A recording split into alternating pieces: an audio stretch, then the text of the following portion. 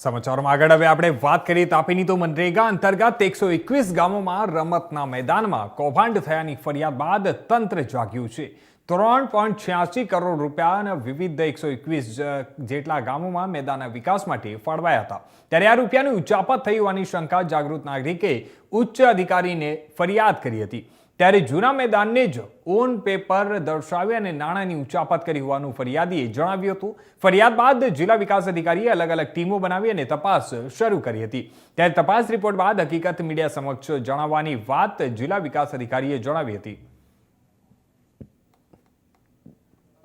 મારું નામ શરદ ચૌધરી છે, સામાજિક કાર્યકર્તા તાપી। આજે હું મીડિયા સમક્ષ એક વાત કહેવા જઈ રહ્યો છું જે કૌભાંડને અનુલક્ષીને છે।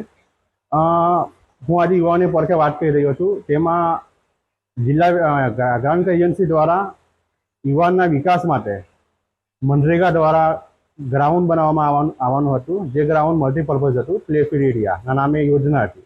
અને આ યોજનામાં સમગ્ર તાપી જિલ્લામાં 158થી વધુ ગ્રાઉન્ડ, અમુક ગામમાં 2 ગ્રાઉન્ડ, અમુક ગામમાં 1 ગ્રાઉન્ડ, એવી રીતના સમગ્ર તાપી જિલ્લામાં 158 ગ્રાઉન્ડ મંજૂર થયા હતા।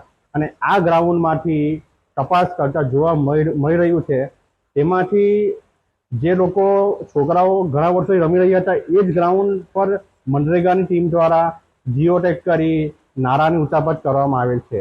એટલે મારી તંત્ર અને સરકારને એક જ અપીલ છે કે આ બાબતે સમગ્ર એસઆઈટી ટીમ નિમવામાં આવે અને એજન્સી કર્મચારી અને લાગતા વળગતા અધિકારીઓ વિરુદ્ધ તાત્કાલિક ધોરણે પગલાં લેવામાં આવે।